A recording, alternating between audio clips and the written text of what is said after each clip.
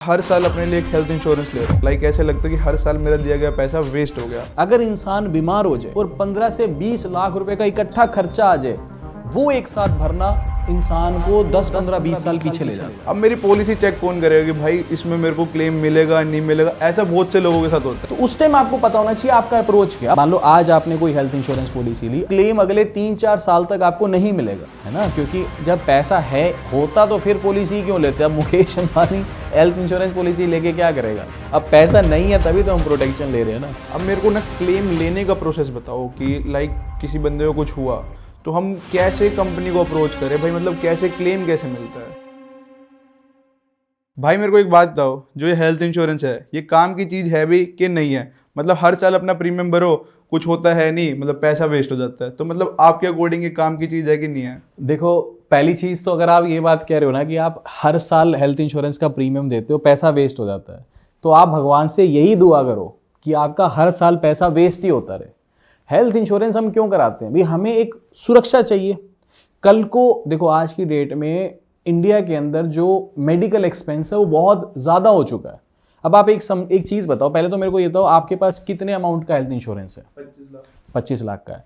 25 लाख रुपए की आपने अपने लिए एक सुरक्षा ले रखी है। उसका प्रीमियम आप भरते होगे 15-20 हज़ार रुपये साल का। 15-20 हज़ार रुपया साल का एक बार भरना बहुत आसान है, लेकिन मैं कहूँगा भगवान ना करे अगर इंसान बीमार हो जाए और 15 से 20 लाख रुपए का इकट्ठा खर्चा आ जाए, वो एक साथ भरना इंसान को 10, 15, 20 साल पीछे ले जाता है। फिर भाई मैं कल्ला नहीं भरता ना, मेरी फैमिली में मेरी वाइफ है, मेरे माता पिता हैं, उनका भी जाता है 15 मतलब तुम ये पकड़ लो ना, मतलब 45,000 रुपये मेरे लग जाते हैं कि साल का 45,000 रुपये आप भर रहे हो। लेकिन 45,000 रुपया भरने के अगेंस्ट हर किसी के लिए आपके पास 20-25 लाख रुपए की सुरक्षा भी तो है। मैं अपना एग्जाम्पल लेता हूँ, ठीक है। मेरी मदर का मैंने इंश्योरेंस ले रखा, 25 लाख रुपए का इंश्योरेंस लिया था, और बाद में जैसे नो क्लेम बोनस मिल करके वो हेल्थ इंश्योरेंस आज की डेट में 35-36 लाख रुपए तक पहुंच गया, ठीक है। उनका भी प्रीमियम आई गेस 22-25 हज़ार रुपये साल का एक बार जाता है, ठीक है। उनको पहले एक आंख में दिक्कत हुई, फिर थोड़े टाइम बाद दूसरी आंख में दिक्कत हुई, लाइक कैटरेक्ट का प्रॉब्लम था, कॉमन प्रॉब्लम है। तो जब पहली आई में दिक्कत हुई तो 48,000 के आसपास उनका बिल बना, तो क्लेम अप्रूव हो गया, राइट। फिर दूसरी आई में प्रॉब्लम हुई तो उस आई में अंदर स्वेलिंग भी आ गई, तो डॉक्टर ने कहा कि वही 50-1 हज़ार रुपये ऑपरेशन के लगेंगे और साथ में 18,000 रुपये का एक इंजेक्शन लगेगा। अब डॉक्टर ने कहा कि स्वेलिंग का जो इंजेक्शन है वो 18,000 रुपये का एक इंजेक्शन है।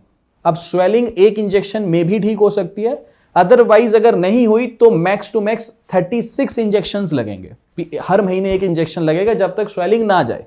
मेरे पास मेरी मदर की 36 लाख रुपीस की पॉलिसी थी, राइट। तो मेरे को 1% की भी टेंशन नहीं थी कि ठीक है 50,000 प्लस 18,000 का इंजेक्शन, 68,000 डे 1 मेरा क्लेम अप्रूव हो गया। उसके बाद अगर अच्छा with the grace of God वो एक इंजेक्शन में ही स्वेलिंग चली गई, बट मान लो अगर नहीं जाती, हर महीने एक 18,000 का भी इंजेक्शन लगवाना पड़ता, तो मुझे फाइनेंशियली कोई टेंशन नहीं थी कि ठीक है लगवा लो। ये हेल्थ इंश्योरेंस का फायदा होता है। आप समझ के बात को?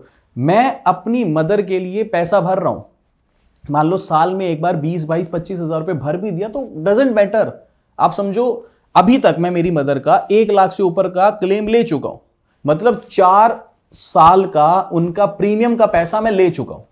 और जैसे जैसे एज बढ़ती है यार मैं टेंशन फ्री हूं। भारत में हम किस चीज के पीछे भाग रहे हैं? या तो एजुकेशन के लिए पैसा कमा रहे हैं, या फिर हमें टेंशन है कि सरकार तो कुछ करेगी नहीं, अपनी हेल्थ हमें अपने हाथ में रखनी है कि अगर बीमार हो गए तो सरकार तो आएगी नहीं। इसीलिए हेल्थ इंश्योरेंस बहुत जरूरी है। बट भाई आपको तो पता है ना कि कौन सा हेल्थ इंश्योरेंस अच्छा है। जब मैं अपने लिए हेल्थ इंश्योरेंस ले रहा था, मतलब पागल हो गया था कि इतनी सारी पॉलिसीज आ गई। फिर मैंने किसी कंसल्टेंसी में जाके मतलब बड़े फ़ोन करे, अलग अलग जगह से राय ली कि कौन सा है, ऑनलाइन भी गया, फिर जाके फाइनली मेरे को एक जाके पॉलिसी पसंद आई, मैंने ले ली। अब मेरी पॉलिसी चेक कौन करेगा कि भाई इसमें मेरे को क्लेम मिलेगा नहीं मिलेगा? ऐसा बहुत से लोगों के साथ होता है। आपको तो पता है आपने अपनी मदर के लिए पॉलिसी ले ली कि सारा का सारा आपको क्लेम मिल जाएगा, बट इन केस मानो आपने पॉलिसी ली होती, प्रीमियम भर रहे हो और आपको वहाँ पे क्लेम ना मिले, तब आपको कैसा लगता? देखो, अब ऐसी पॉलिसी मत ही लो ना। देखो जैसे अब आप समझो हर किसी की नीड के हिसाब से डिपेंड करता है कि उसके लिए पॉलिसी बेस्ट कौन सी है। अब मान लो अगर कोई फीमेल है, वो 24 ईयर ओल्ड है, अभी उसकी शादी नहीं हुई, बट उसे पता है कि आज वो 24 ईयर ओल्ड है, 1-2 साल के बाद उसकी शादी होगी और उसके 1-2 साल के बाद वो आई मीन मदर बनेगी, राइट। तो अभी 4 साल पड़े हैं उसको ये चीज पता है, और उसके मन में ये है कि अगर मुझे अभी कोई हेल्थ इंश्योरेंस पॉलिसी लेनी है तो ऑब्वियस सी बात है वो वही वाली हेल्थ इंश्योरेंस पॉलिसी ले जिसके अंदर मैटरनिटी बेनिफिट्स मिलते हैं। आप समझ रहे हो? अब कोई भी हेल्थ इंश्योरेंस पॉलिसी हम ले लें, सबके अंदर मैटरनिटी बेनिफिट थोड़ी है, लेकिन अगर कोई फीमेल है जिसकी शादी होने वाली है और अगर वो मतलब लाइक जैसे एक है ना कि हाँ शादी होगी तो फिर हम बेबी कंसीव करेंगे, ठीक है, अगर उसकी वही अप्रोच है तो वैसी बात है मैटरनिटी बेनिफिट्स के साथ ले, वो ऐसी पॉलिसी लेके बैठ जाए जिसके अंदर मैटरनिटी बेनिफिट है ही नहीं, और जब ऐसा टाइम आए कि मतलब कि वो प्रेग्नेंट है उस टाइम पे उसको क्लेम नहीं मिलेगा तो उसमें पॉलिसी का तो कोई दोष नहीं है ना।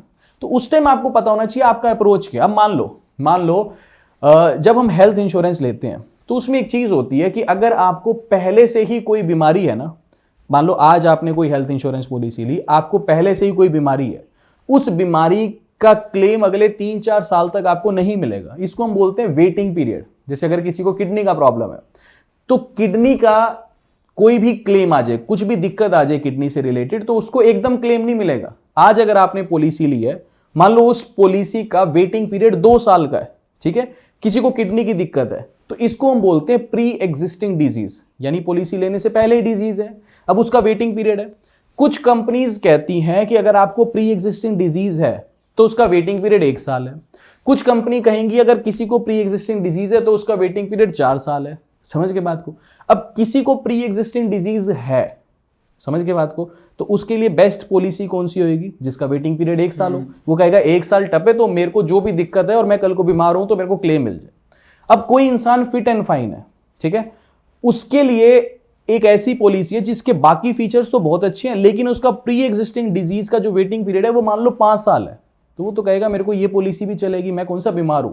प्रोबेबिलिटी तो यही है कि अगले 5 साल तक, मतलब आप समझ के बात को भी, भाई जो बंदा इंश्योरेंस ले रहा है वो उस टाइम कोई बीमार नहीं है, फिट एंड फाइन है, और वो ऐसी पॉलिसी ले रहा है जिसमें प्री एग्जिस्टिंग डिजीज का वेटिंग पीरियड 5 साल का है, तो कहेगा मेरे को कोई दिक्कत ही नहीं है, इसके बाकी फीचर्स कितने अच्छे हैं।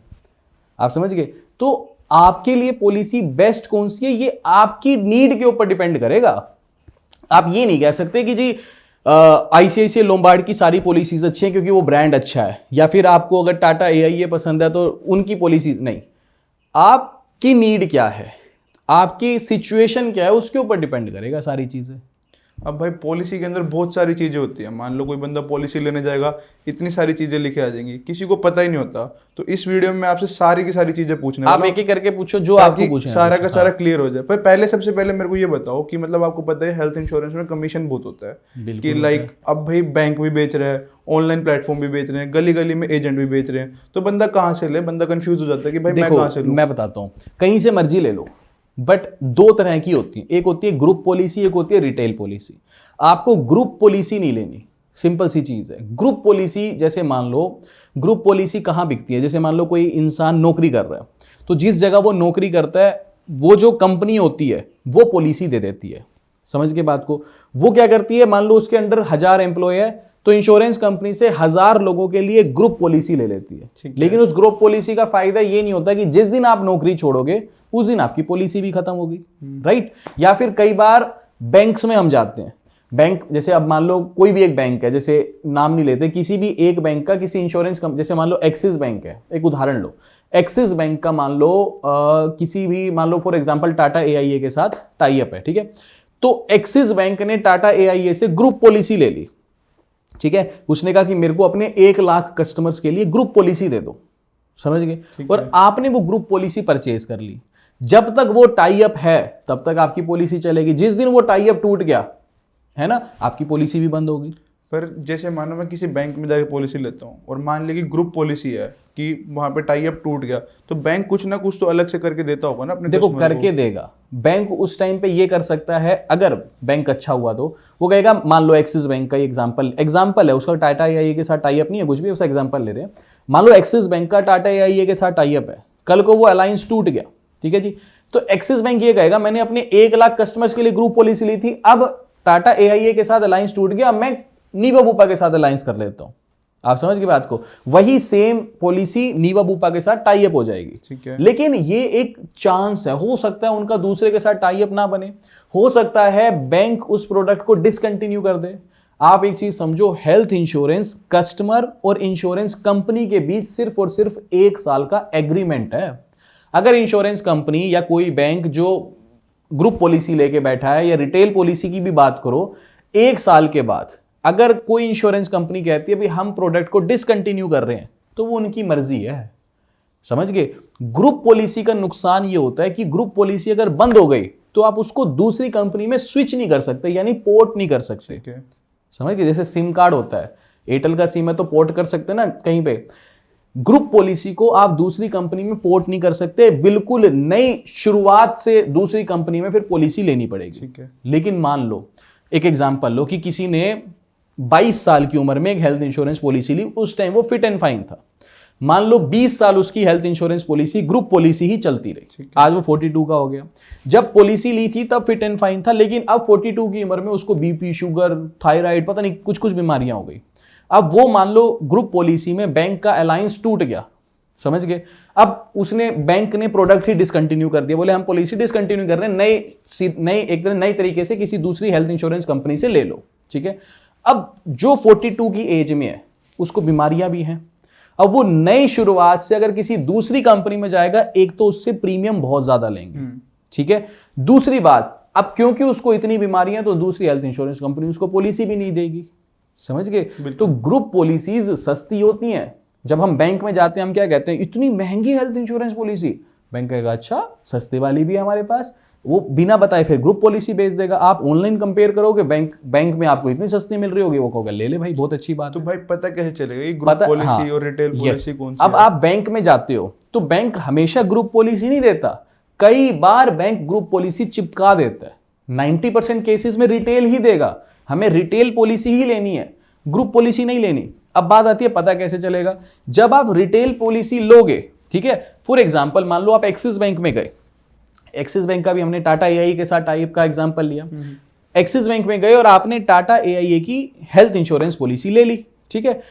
अब आपने हेल्थ इंश्योरेंस पॉलिसी तो ले ली, उसके अंदर रिटेल अगर वो पॉलिसी होगी ना, तो वहां एक्सिस बैंक का नाम नहीं लिखा होगा, ठीक है। वहां लिखा होगा पॉलिसी होल्डर नेम, मान लो मेरा नाम है तो अंकित मदान लिखा होगा।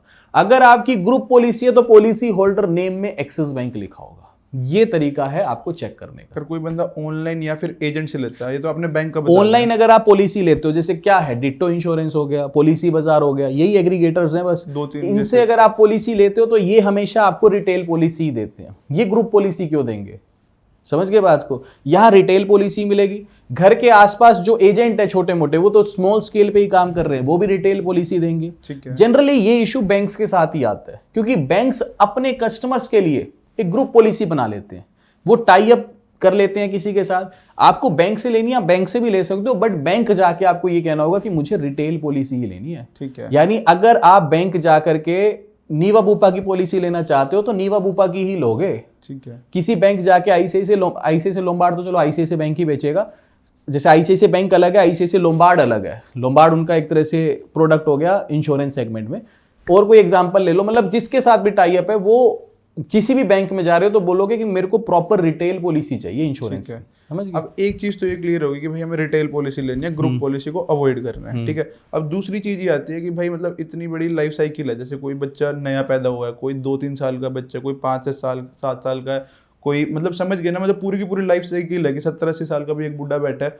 तो भाई ये समझ नहीं आता कि इंडिविजुअल ले, फैमिली फ्लोटर ले, किसको किसके साथ ऐड करें, मतलब अभी यहाँ पे भी तो पंगा पड़ता है। तो इसमें क्या करना होता है? देखो पहले तो ये समझो कि इंडिविजुअल और फैमिली फ्लोटर में फर्क क्या है। इंडिविजुअल पॉलिसी मतलब पुलकित मदान, ठीक है, आपका नाम हो गया, तो पुलकित मदान ने अपने लिए ही पॉलिसी ली है, ये इंडिविजुअल पॉलिसी होगी। फैमिली फ्लोटर का मतलब क्या है कि पुलकित मदान की वाइफ, और कल को पुलकित मदान का बच्चा होता है तो पुलकित मदान का बच्चा, पुलकित मदान की वाइफ, एक ग्रुप बना करके फैमिली फ्लोटर ले सकते हैं, ठीक है। इंडिविजुअल में मान लो पुलकित मदान ने 25 लाख रुपए की पॉलिसी ले ली, ठीक है, तो 25 लाख रुपए का हेल्थ इंश्योरेंस अगर है तो वो सिर्फ पुलकित मदान को ही प्रोटेक्शन दे रहा है, जिसका प्रीमियम मान के चलो आप भर रहे हो 20,000 रुपया महीने का, ठीक है जी। कल को आप कहते हो कि 25 लाख रुपए का मैं इंडिविजुअल नहीं लेना चाहता, 25 लाख रुपए का मैं एक फैमिली फ्लोटर लेना चाहता हूं, ठीक है। तो फैमिली फ्लोटर में आप, आपकी वाइफ, कल को आपका बच्चा, आप इनको ऐड करा सकते हो, ठीक है। फिर वो 25 लाख में से जिसको भी जरूरत पड़े वो उसको यूज कर सकता है। इंडिविजुअल से फैमिली फ्लोटर बहुत सस्ता पड़ता है। ठीक है। अब फैमिली फ्लोटर का प्रीमियम कैसे डिसाइड होगा? जिसकी उम्र सबसे ज्यादा है उस ग्रुप में, उसके हिसाब से फैमिली फ्लोटर का प्रीमियम डिसाइड होता है। इसलिए बोला जाता है जब आप फैमिली फ्लोटर लेते हो तो उसमें अपने पेरेंट्स को ऐड मत करो, आप, आपकी वाइफ और आपका बच्चा। अब सवाल आता है फिर बच्चे को भी ऐड मत करो, बच्चा तो बहुत छोटा है। भी मान लो पुलकित मदान की उम्र 28 साल है, तो बच्चा तो मान लो 6 महीने का फॉर एग्जांपल, एज लिमिट होगी ना। तो बच्चे के साथ कोई दिक्कत नहीं होती है, बच्चे को आप ऐड कर सकते हो, लेकिन पेरेंट्स को ऐड मत करो। मान लो आपके फादर की एज 60 ईयर्स है, तो 60 ईयर्स के हिसाब से आपका प्रीमियम बन जाएगा। तो इट्स बेटर फादर और मदर का अलग फैमिली फ्लोटर बना लो और अपना अलग फैमिली फ्लोटर बना लो। तो भाई एक चीज बताओ, जैसे कोई 2-3 साल का बच्चा है या 1-2 साल का बच्चा है, तो वो क्या इंडिविजुअल पॉलिसी ले सकता है? देखो, इंडिविजुअल पॉलिसी बहुत कम कंपनीज ही ऑफर करती है। ठीक है, जैसे कुछ कुछ कंपनीज ऐसी होती हैं कि बच्चा अगर 91 डेज का हो गया तो उसके नाम पे इंडिविजुअल पॉलिसी इशू कर देंगी। 91 डेज से पहले तक कोई इंडिविजुअल पॉलिसी इशू नहीं हो सकती। 0 मतलब 1 डे से लेके बच्चे की उम्र 91 डेज यानी 3 महीने तक बच्चे को आप ना तो फैमिली फ्लोटर में ऐड कर सकते हो, ना उसकी अलग पॉलिसी इशू कर सकते हो। उसको अगर बेनिफिट देना है तो अगर किसी के पास मैटरनिटी बेनिफिट है ना, तो वो मैटरनिटी बेनिफिट के अंडर ही बच्चा कवर होता है 91 डेज तक। ठीक है। 91 डेज के बाद कुछ कंपनीज बोल देती हैं कि इंडिविजुअल पॉलिसी इशू कर लो, कुछ कंपनीज बोल देती हैं कि फैमिली फ्लोटर में ही ऐड करेंगे। और फिर अगर मान लो कोई कंपनी कहती है भाई फैमिली फ्लोटर में ही ऐड करेंगे, तो वो बोलते हैं जब बच्चा सेल्फ डिपेंडेंट हो जाएगा या 18 साल से ऊपर हो जाएगा तब उसको इंडिविजुअली अलग से कर सकते हो। तो वो कोई ऐसी दिक्कत नहीं तो है। देखो, अभी तक हमने जो बेसिक बातें करी, एक तो हमें समझ आ गया कि हेल्थ इंश्योरेंस क्या होता है, दूसरा हमें रिटेल पॉलिसी लेनी है, उसके बाद हमें फैमिली फ्लोटर इंडिविजुअल समझ आ गया, मतलब ये बेसिक सारी चीज़ें समझ आ गई। अब जो हम पॉलिसी लेने जाते हैं ना, तो वहाँ पे वर्डिंग्स होती हैं बहुत सारी कि भाई कैशलेस, को पेमेंट, रूम रेंट। तो एक बार ये बता देना क्या क्या चीजें हैं करके पूछो, फिर वो बता दूंगा। ठीक है, तो सबसे पहले कैशलेस बताओ कि क्या होता है। कैशलेस का मैं ज्यादा लंबा नहीं बताऊंगा, अदरवाइज बहुत बोरिंग हो जाएगा सेशन। कैशलेस का मतलब ये होता है कि आपको कोई दिक्कत हुई, ठीक है, और आपको पता है कि आपको 2 दिन के बाद सर्जरी करानी है, डॉक्टर ने बोला है, ठीक है, कि 2 दिन बाद करानी है, तो आप हॉस्पिटल में पहले ही चले जाओ। आप डॉक्टर ने लिख के दिया होगा कि हाँ इस डेट को हम सर्जरी करेंगे, अपॉइंटमेंट आपने डॉक्टर से ले ली, सब कुछ ले लिया, तो जो हॉस्पिटल वाले हैं वही क्लेम रेज कर देते हैं और आपकी हेल्थ इंश्योरेंस कंपनी उसको अप्रूव कर देती है। फिर आप हॉस्पिटल जाते हो, आपको अपनी जेब से 1 रुपया भी नहीं देना पड़ता, आप सर्जरी वर्जरी जो भी कराना है वो करा के घर आ जाते हो। इसको बोलते हैं कैशलेस। दूसरा तरीका होता है रियम्बर्समेंट, कि मान लो आप हॉस्पिटल गए, आपकी सर्जरी थी, डॉक्टर ने कहा 5 लाख का खर्चा आएगा, आपने 5 लाख अपनी जेब से भरे, आप घर पे आ गए, उसके बाद आप रिपोर्ट्स अपलोड करके सारा क्लेम रेज करते हो और फिर 5 लाख आपको रियम्बर्स आते हैं। तो ये दूसरा तरीका होता है। ठीक है। कैशलेस इसलिए अच्छा हो जाता है, मान लो भगवान ना करे किसी को 25 लाख रुपए की पॉलिसी है, उसको कोई दिक्कत आ गई और हॉस्पिटल का बिल बन रहा है 20 लाख रुपए, उसकी सर्जरी ऐसी है, 20 लाख उसकी जेब में है ही नहीं, समझ गए बात को, तो वो एक बार कहाँ से भरेगा? इसीलिए कैशलेस इंपॉर्टेंट हो जाता है। इसलिए हम बार बार फोकस करते हैं कि जो हम हेल्थ इंश्योरेंस पॉलिसी ले रहे हैं उसमें कैशलेस नेटवर्क हॉस्पिटल्स कितने हैं। ठीक है ना, क्योंकि जब पैसा है होता तो फिर पॉलिसी क्यों लेते? अब Mukesh Ambani health insurance policy लेके क्या करेगा? उसको क्या फर्क है 2-4-5 करोड़ रुपए का? आप समझ के बात को, वो तो थोड़ी ना लेगा। अब पैसा नहीं है तभी तो हम प्रोटेक्शन ले रहे हैं ना, बिल्कुल। इसीलिए हमारे लिए कैशलेस इंपॉर्टेंट हो जाता है। अच्छा, एक चीज बताओ, रूम रेंट कैपिंग क्या होती है? रूम रेंट कैपिंग का मतलब ये होता है कि जैसे मान लो आपने जब पॉलिसी ली तो उसमें हमेशा पहले तो यही डिसाइड करो जब आप पॉलिसी ले रहे हो उसमें रूम रेंट कैपिंग को नन सेलेक्ट करो कि मुझे रूम रेंट की लिमिट लगानी ही नहीं है, भाई जो सा रूम मिल जाए उसका सारा क्लेम मेरे को मिले। कई लोग क्या करते हैं, रूम रेंट लिमिट लगा देते हैं कि मैं तो ड्यूअल शेयरिंग रूम ही लूंगा जब भी लूंगा, है ना, या फिर मैं सिंगल रूम ही लूंगा। अब सिंगल रूम के अलावा भी कुछ कुछ हॉस्पिटल ऐसे हैं जो स्वीट रूम्स भी ऑफर करते हैं, समझ के बात को। तो उस केस में फिर दिक्कत होती है। मान लो जब आप हॉस्पिटल में गए, आपने रूम रेंट लिमिट लगा दी सिंगल की कि मैं सिंगल रूम ही लूंगा, कल को मान लो उस हॉस्पिटल में सिंगल रूम अवेलेबल नहीं था, आपको सिंगल रूम ही मिला बट वो स्वीट रूम मिला, ठीक है, तो अब स्वीट रूम मिला तो उस वजह से, जैसे मान लो फॉर एग्जांपल जो नॉर्मल सिंगल रूम था उसका एक दिन का खर्चा 10,000 रुपए था, बट जो normal single room suite room था उसका एक दिन का खर्चा 20,000 था। अब आपका पॉलिसी के अंदर सिंगल रूम था, ठीक है, आप रुके इलाज कराए स्वीट रूम में, अब आपका टोटल बिल बन गया 10 लाख रुपए, ठीक है, तो उस हिसाब से आपको जो क्लेम मिलेगा वो भी 5 लाख रुपए के आसपास ही मिलेगा। समझ के बात को, क्यों? क्योंकि डॉक्टर ये कहते हैं, हॉस्पिटल ये कहता है कि जो स्वीट रूम है अब आप ये मत बोलना कि यार मैं 5 दिन रुका, 10,000 का खर्चा था तो 50,000 रुपये फालतू लगना चाहिए, ऐसा नहीं होगा। डॉक्टर ये कहते हैं कि जो डॉक्टर विजिट है एक सिंगल रूम में और एक स्वीट रूम में, उसका चार्ज भी अलग है, ऑपरेटिंग एक्सपेंस भी अलग है। तो यानी मोटा मोटा आपको फिर क्लेम के टाइम पे भी आधा ही पैसा मिलता है। इसलिए बस मोटी कहानी ये है कि जब आप रूम सेलेक्ट करोगे तो उस पर कोई कैपिंग नहीं लगाओगे। ठीक है। अच्छा, इसके बाद एक वर्ड आता है को पेमेंट, वो क्या होता है? को पेमेंट का मतलब ये होता है कि मान लो आप ये कह रहे हो कि मेरे प्रीमियम सस्ते कर दो, मैं कम पैसा भरूं कंपनी को हर साल, पर बदले में भी आपने कह दिया को पे 20% लगा दो। तो मान लो आपका हर साल का प्रीमियम 20,000 है, ठीक है, आप भरो। पॉलिसी आपने ले ली मान लो 20 लाख रुपए की, तो कंपनी को आप ये कह रहे हो कि कुछ भी क्लेम आएगा तो शुरू का 20% मैं भरूंगा, यानी 20 लाख की पॉलिसी है तो शुरू का 20% यानी 4 लाख आप भरोगे। ठीक है। इसको कोपे बोलते हैं। उसमें प्रीमियम तो कम हो जाता है लेकिन आपकी सरखपाई बढ़ जाती है। जब भी आप बीमार होगे शुरू का 4 लाख आप भरोगे, शुरू का 4 लाख ही भरते रहो। वो तो इंसान बीमार ज्यादातर होता है तो 4 लाख से कम ही खर्चा आता है हर बार। तो हम health insurance policy peace of mind के लिए ले रहे हैं, समझ रहे हो बात को, बही खाता खोलने के लिए थोड़ी ना ले रहे हैं।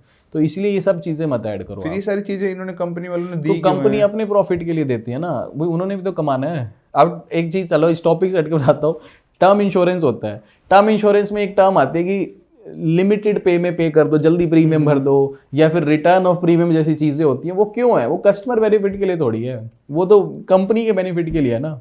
तो ये बहुत चीजें ऐसी होती है जहाँ कंपनी आपको लूटने, कोई किसी का नहीं है, हर कोई लूटने के लिए बैठा है। सही बात है। ठीक है ना। चलो। अच्छा, नेक्स्ट आता है यहाँ पे वेटिंग पीरियड क्या होता है? वेटिंग पीरियड जैसे मैंने बताया, मान लो प्री एग्जिस्टिंग डिजीज है किसी को, जिस दिन आप हेल्थ इंश्योरेंस ले रहे हो उससे पहले अगर आप फिट एंड फाइन हो और मान लो 2 साल बाद बीमार हो जाते हो, कोई दिक्कत नहीं है, आपकी पॉलिसी वर्डिंग में आप हमेशा फिट एंड फाइन ही माने जाओगे, आपके लिए कोई वेटिंग पीरियड नहीं होगा। लेकिन जिस दिन आप पॉलिसी ले रहे हो उससे पहले आप बीमार हो, उससे पहले मान लो किसी को किडनी का दिक्कत है, तो किडनी उसकी प्री एग्जिस्टिंग डिजीज हो गई, आप समझ गए, वो प्री एग्जिस्टिंग डिजीज होगी। अब उस पर वेटिंग पीरियड कितना है? मान लो उसका कंपनी कहती है वेटिंग पीरियड 3 साल है, तो अगले 3 साल तक आपको किडनी से रिलेटेड किसी भी दिक्कत पे कोई क्लेम नहीं मिलेगा। 3 साल पूरे होने के बाद आपको चाहे किडनी का क्लेम लो चाहे किसी भी बीमारी का क्लेम लो, इसको वेटिंग पीरियड बोलते हैं। ठीक है। इसमें अब एक चीज़ वो भी होती है ना, जैसे कोई बंदा नई पॉलिसी लेता है तो शुरू के 30 दिन तक ये कवर नहीं होता है, ये होता है कुछ ऐसे करके। शुरू के 30 दिन तक तो कुछ भी कवर नहीं होता,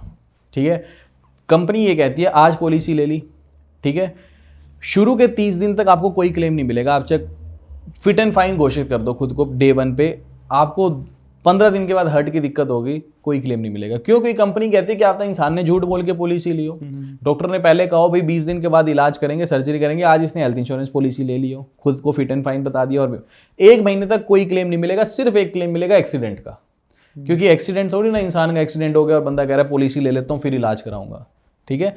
तो एक्सीडेंट को छोड़ के फर्स्ट 30 डेज तक कोई क्लेम नहीं मिलता। 31st डे से या नेक्स्ट मंथ से आफ्टर 30 डेज आपको जो भी, अगर आप फिट एंड फाइन हो तो फिर हर बीमारी का क्लेम आपको मिलेगा। ठीक है। अब एक टर्म हो रही है आयुष ट्रीटमेंट, जैसे जो लोग आयुर्वेदा से करवाते हैं ट्रीटमेंट, तो उसके भी क्लेम। तो आयुर्वेदिक सेंटर होना चाहिए, वहां पे प्रॉपर एडमिट हो गया, ऐसा नहीं कि आपने आयुर्वेदिक मेडिसिन शुरू कर दी तो उसका क्लेम मिलेगा। प्रॉपर आयुर्वेदिक हॉस्पिटल होना चाहिए, उसके अंदर जब आप वही 24 आवर्स से ज़्यादा रुकोगे फिर आयुर्वेदिक मेडिसिन कंज्यूम कर रहे हो तो उस केस में फिर आपको मिलेगा। ठीक है। अब उसके 2-3 टर्म्स हो रहे हैं, फटाफट बता देता हूँ। एक तो मैटरनिटी, उसके बाद डे केयर प्रोसीजर, एक बार ये और बता दो। मैटरनिटी तो लाइक अगर कोई प्रेग्नेंट है तो, लेकिन मैटरनिटी में हर किसी का वेटिंग पीरियड होता है। ऐसा नहीं कि भी आज आपने पॉलिसी ली कि मैटरनिटी का वेटिंग पीरियड ही नहीं है, फिर तो हर कोई भी न्यूली जो मैरिड होगा वो कहेगा मैटरनिटी लेते हैं, बेबी प्लान कर रहे हैं, क्लेम ले लेंगे, पॉलिसी बंद कर देंगे। मैटरनिटी का हमेशा वेटिंग पीरियड होगा, किसी का 2 साल होगा, किसी का 3 साल होगा, किसी का 4 साल होगा। डे केयर प्रोसीजर्स ये होते हैं, देखो एक तो होता है कि हॉस्पिटलाइजेशन, देखो नॉर्मल हेल्थ इंश्योरेंस के जो क्लेम्स मिलते हैं हमें, वो हमेशा तभी मिलते हैं जब आप 24 घंटे से ज़्यादा हॉस्पिटल में एडमिट रहते हो, ठीक है। अब आप हॉस्पिटल में 24 घंटे से ज़्यादा एडमिट रहोगे, रात रुकोगे, एडमिट रहोगे, तो ही आपको माना जाएगा कि आप बीमार थे और तभी आपको क्लेम मिलेगा, ठीक है। लेकिन कुछ एक प्रोसीजर्स ऐसे होते हैं जो डे केयर में आ जाते हैं। जैसे मेरी मदर को कैटरेक्ट की प्रॉब्लम हुई, तो कैटरेक्ट आई की सर्जरी होती है। अब आई की सर्जरी निकल के थोड़ी ना होती है, वो लेजर से होती है, वो 15 मिनट का प्रोसेस होता है, बस वो छू छू छू करके लगा देते हैं, ठीक है।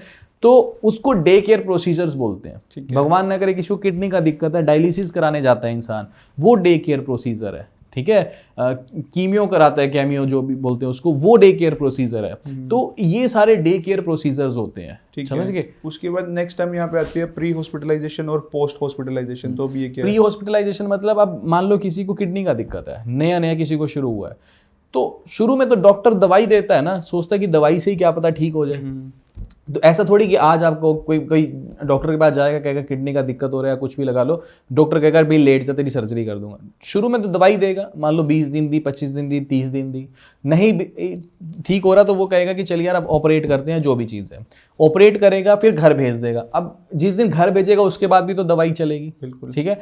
तो जब ऑपरेट हुआ तो ऑब्वियस सी बात है वो हॉस्पिटल में रुका, वो हॉस्पिटलाइज्ड था, तो जब हॉस्पिटलाइज्ड है 24 घंटे से ज्यादा रुक गया तो क्लेम मिलना ही मिलना है। लेकिन हॉस्पिटलाइजेशन से पहले भी तो उसका कुछ खर्चा था ना दवाइयों का, उसको बोलते हैं प्री हॉस्पिटलाइजेशन कवर।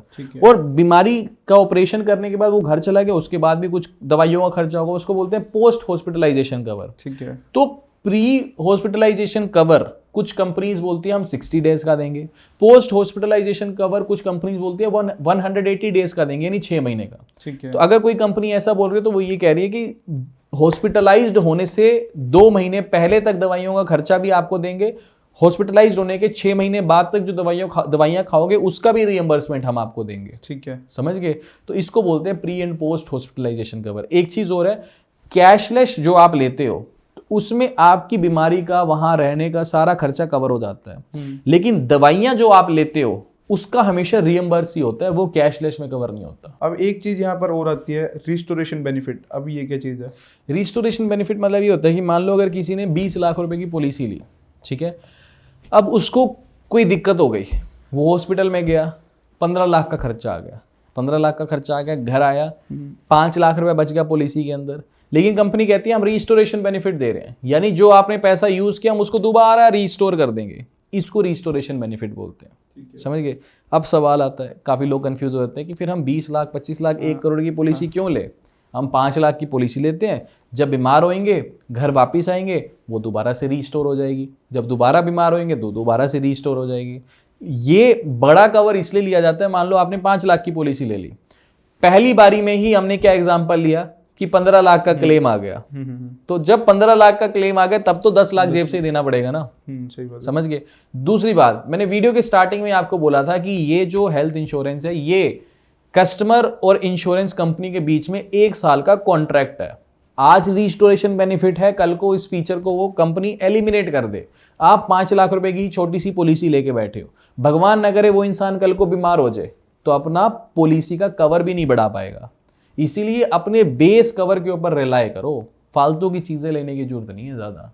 ठीक है। अब एक चीज बताओ, पॉलिसी लैप्स भी होती है, तो वो किस कारण से होती है? लैप्स इन द सेंस मतलब कि पॉलिसी खत्म हो गई या कुछ, कि किसी बंदे ने 1 साल 2 साल की पॉलिसी ली तो उसने 1 साल का भर दिया, अगले साल का नहीं भरा, काइंड ऑफ। मतलब आप ये कहना चाह रहे हो कि पॉलिसी के प्रीमियम ही नहीं भरे? प्रीमियम ही नहीं भरे। प्रीमियम नहीं भरे तो 30 डेज का ग्रेस पीरियड मिलता है, कुछ कंपनीज 15 दिन का ही देती हैं। फिर अगर आप फिर भी नहीं भर रहे तो फिर वो पॉलिसी बंद हो जाती है, अगर आपने नहीं करा तो फिर दोबारा बिल्कुल न्यू से पॉलिसी शुरू करनी पड़ती है। अच्छा, कुल मिला के ये तो समझ आ गया कि हेल्थ इंश्योरेंस होना चाहिए, और ये सारी की सारी चीज़ें आपने बता दी। अब मेरे को ना क्लेम लेने का प्रोसेस बताओ कि लाइक किसी बंदे को कुछ हुआ तो हम कैसे कंपनी को अप्रोच करें भाई, मतलब कैसे क्लेम कैसे मिलता है? क्लेम कैसे मिलता है तो बहुत आसान है। जैसे मान लो आप या तो कैशलेस ही ले लो, कैशलेस लेने के लिए तो फिर वो टीपीए डिपार्टमेंट होता है और हॉस्पिटल के अंदर, ठीक है। उसके पास जाओ, वो ही आपका रेस कर देते हैं सब कुछ। ये तो हो गया भी आपने बीमारी मान लो परसों कल की डेट दी डॉक्टर ने, कल आ जाना, ठीक है, आप आज ही चले जाओ, बोलो कि ये दिक्कत है, ये डॉक्टर ने लिख के दिया है, वो क्लेम रेस कर देंगे, आपका प्री अप्रूव्ड ऑफर आ जाएगा एक तरह से कि आपका जो भी क्लेम है हम अप्रूव कर देंगे। दूसरा तरीका ये है कि आप मतलब भगवान ना करे बीमार हो गया कोई इंसान, वो गया हॉस्पिटल में, अपनी जेब से पैसे भरे, तो जो भी बिल वगैरह हैं सबकी फोटो लगती है, कैंसल चेक की फोटो लगती है, जो आपकी ऐप होगी ना आपकी जिस भी इंश्योरेंस कंपनी, उस ऐप पे ऑप्शन आता है रेज अ क्लेम, वहां जाकर के वो जो भी डॉक्टर की फाइल है वो सारी फोटोग्राफ्स, एक कैंसल चेक, जो भी मेडिसिन के बिल वगैरह सब कुछ अपलोड कर दो, वो उसको वेरीफाई करते हैं कि सब कुछ ठीक है कि नहीं है। कई बार होता है कि जो एक एम्प्लॉय होता है वो विजिट भी कर लेता है, मान लो अगर कोई हॉस्पिटलाइज्ड है, ठीक है भाई, हॉस्पिटल में एडमिट है, तो क्लेम रेज कर दिया तो वो वहाँ पे विजिट भी कर लेता है देखने के लिए, वेरीफाई करने के लिए, समझ गए। तो ये चीज़ होती है बस। अब ऐसे ये तो समझ आ गया कि हर बंदे को खुद के अकॉर्डिंग पॉलिसी लेनी है, कि मतलब कोई बंदा किसी बीमारी से कोई फिट एंड फाइन है, कोई मैटरनिटी प्लान कर रहा है, किसी को ज़्यादा सम एश्योर्ड चाहिए, किसी को कम चाहिए, मतलब हर बंदे की इंडिविजुअल खुद के हिसाब से पॉलिसी है कि खुद से ही लेनी है। अब आपने सारी की सारी चीज़ें भी बता दी कि भाई ये वेटिंग पीरियड होता है, ये ऐसे जितने भी सारी चीज़ें थी ये सारी की सारी चीज़ें बता दी, बट फिर भी ना माइंड में डाउट आता है कि भाई मेरे लिए बेस्ट पॉलिसी कौन सी होगी। तो मतलब मैं अपने लिए बेस्ट पॉलिसी कैसे फाइंड करूँ? देखो बेस्ट पॉलिसी आप एक चीज़ तो बता नहीं सकते। बेस्ट पॉलिसी के लिए एक चीज़ कर सकते हो कि आप कंपेयर कर सकते हो, जैसे कुछ एक प्लेटफॉर्म है पॉलिसी बाजार, उसका लिंक आप डिस्क्रिप्शन में दे देना।